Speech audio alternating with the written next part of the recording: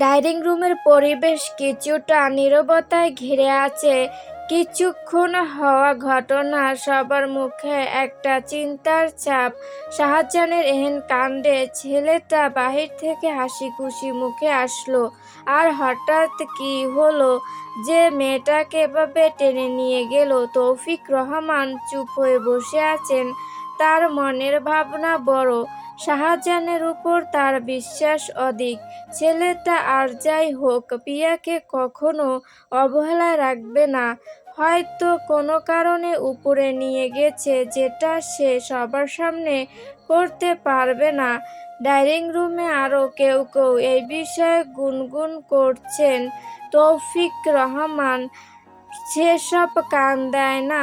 তিনি শাহাবুদ্দিন ঈশানের পাশে বসে আছেন। নীরবতা ভেঙে তিনি শাহাবুদ্দিন ঈশান সুলিন ঈশানের সাথে কথা বলতে ব্যস্ত হয়ে যায়। অন্য বিষয় নিয়ে পিয়া দেয়ালের সাথে লেপ্টে আছে।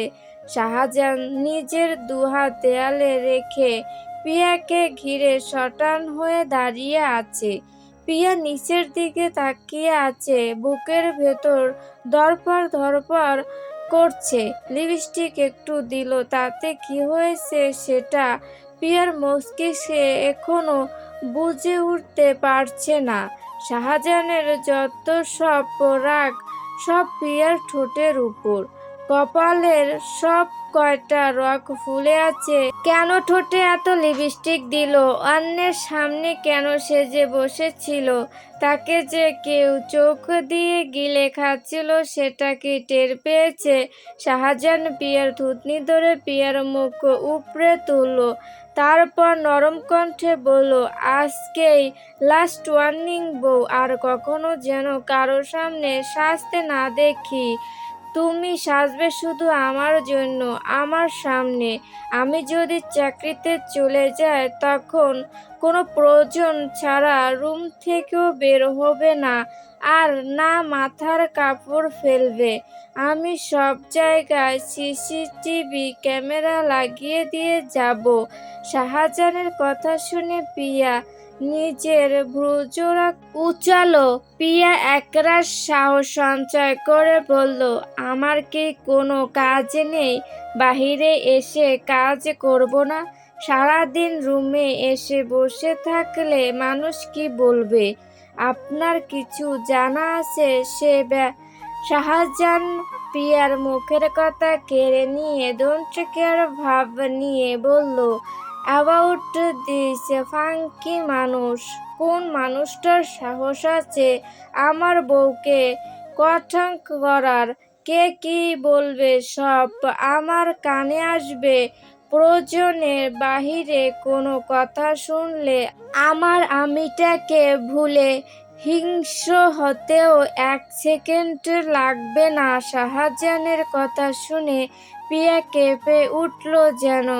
লোকটাকে দেখলেই বোঝা যায় যে সে সিরিয়াস ভাবে কথাগুলো বলছে। পিয়া সে কথার প্রত্যুত্তরে আর কিছু বলার সাহস পেল না। চুপ মেরে ব্যর্থ চাহনিতে তাকালো শাহজাহানের পানে। শাহজাহান পিয়াকে কিছুক্ষণ গভীরভাবে পরখ করল। তারপর পিয়ার থেকে সরে দাঁড়িয়ে বলল, এক্ষুনি ওয়াশরুম থেকে মুখ ধুয়ে আসো। মুখে কোনো প্রকার সাজ যেন আমি না দেখি। পিয়া কাঁচুমাচু হয়ে মাথা নাড়ালো। সে আর এক মুহূর্ত সেখানে না দাঁড়িয়ে নির্হারা পাখির ন্যায় ছোটা দেয় ওয়াশরুমের দিকে। শাহজাহানের এমন রূপ সে এখনো দেখেনি। শাহজাহান আজকের মতো সায়নকে ছেড়ে দিবে, এরপরে যদি এমন দৃষ্টি দেখে সে ছাড় দিবে না। তার হৃৎপিণ্ডের দিকে চক্ষু দিবে, এমন কিছুই সে বরদাস্ত করবে না। শাহজাহান বেডে বসে পিয়ার অপেক্ষা করতে লাগলো। 5 মিনিট হয়ে গেছে, মেয়েটা এখনো ওয়াশরুম থেকে বের হচ্ছে না। মুখ পরিষ্কার করতে কি এত সময় লাগে? ওদিকে পিয়া ওয়াশরুমে জুবুথুবু হয়ে দাঁড়িয়ে শাহজাহান তার ঠোঁটে কিস করার ফলে ঠোঁটটা ফুলে আছে পিঁপড়ার কামড়ের মতো। কেউ দেখলে কি বলবে, কি ভাববে, এসব ভেবে তার ওয়াশরুম থেকে বের হতে ইচ্ছে করছে না। শাহজাহান নিজের ঘরের দিকে এক নজর তাকিয়ে বসা থেকে উঠে দাঁড়ায়। মেয়েটাকে ওয়াশরুমে যেতে বলছে, সেখানে থেকে যেতে বলেনি। নিচে সবাই ওয়েট করছে। কদম ফেলে ওয়াশরুমের দরজায় টোকা দিয়ে বলল, এতক্ষণ কি করছো, বের হও, নিচে সবাই অপেক্ষা করছে। শাহজাহানের কথা শুনে পিয়া চমকে উঠে। নিচের কথা সে ভুলতেই বসেছিল। সে আর না দাঁড়িয়ে দরজাটা খুলে দেয়। দরজা খুলতেই শাহজাহানকে দরজার সামনে দেখতে পায়। মনে মনে বিড়বিড় করে আওড়ালো, খাম্বার মতো দরজার সামনে দাঁড়িয়ে আছে। অসহ্য কথাটা কিভাবে যেন শাহজাহান শুনে ফেলে। সে নিজেকে নিচু করে প্রিয়ার কানের কিনারে ফিসফিসিয়ে বলে, এই আমিটাকেই তোমার আজীবন সহ্য করতে হবে বউ। প্রিয়া সে কথা শুনে মুখ বেঁকায়, হু আসছে। আচমকা শাহজাহান নিচের পুরুষালী হাতটা প্রিয়ার ঠোঁটে সাইড করতে থাকে, যেন সে ব্যথা সরাচ্ছে তার প্রাণের। শাহজাহানের এহেন কাণ্ডে প্রিয়া থমথ খেয়ে যায়। নিজেই ব্যথা দিয়ে এখন আবার নিজেই ব্যথা সরানোর চেষ্টা করছে আজব লোক। তার মাঝেই শাহজাহান দুঃখী কণ্ঠ করে বলল, ব্যথা লেগেছে খুব? প্রিয়া ঝাঁঝালো কণ্ঠে বলল, না, একটুও ব্যথা লাগেনি। কেন ব্যথা পাবো বলুন? আপনি কি ব্যথা দিচ্ছেন নাকি? প্রিয়ার এমন ঘাড়ত্যাড়া কথা শুনে শাহজাহান বাঁকা হেসে বলল, আসলেই বউ, আমি তোমাকে ব্যথা দিতে পারি না। এটা বলেই প্রিয়ার হাত ধরে ওয়াশরুম থেকে বেরিয়ে আসে দুজনে। রুম থেকে বেরিয়ে যায় ডাইনিং রুমের উদ্দেশ্যে।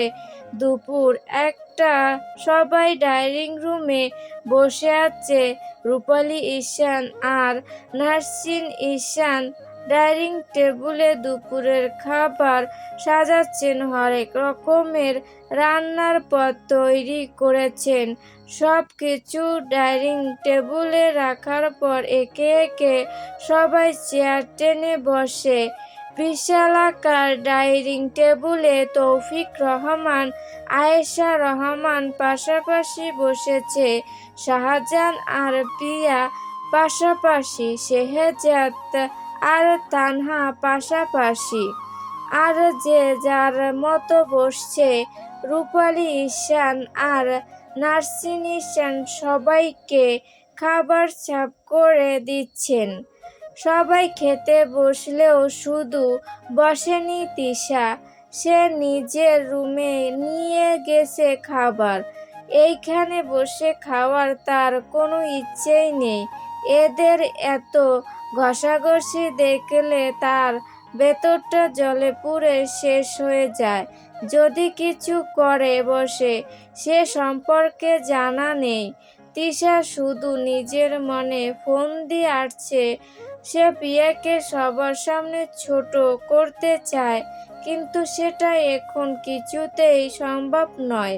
সবাই দুপুরের খাবার খেয়ে ডাইনিং রুমে বসেছে। শাহজাহানের ফুপি খালারা আয়েশা রহমানের সাথে কথা বলছেন। আর অন্যদিকে শাহাবুদ্দিন ঈশানরা শাহজাহান সহ তৌফিক রহমানের সাথে আড্ডা দিচ্ছেন। ডাইনিং রুমের পরিবেশটা খানিকটা কোলাহলযুক্ত।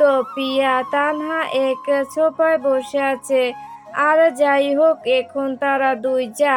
শাহজাহান কথা বলার মাঝেও বারবার প্রিয়ার দিকে তাকাচ্ছে। সায়নকেও চোখে চোখে রেখেছে। গল্পটি ভালো লাগলে অবশ্যই লাইক ও সাবস্ক্রাইব করে পাশে থাকবেন প্রিয় বন্ধুরা।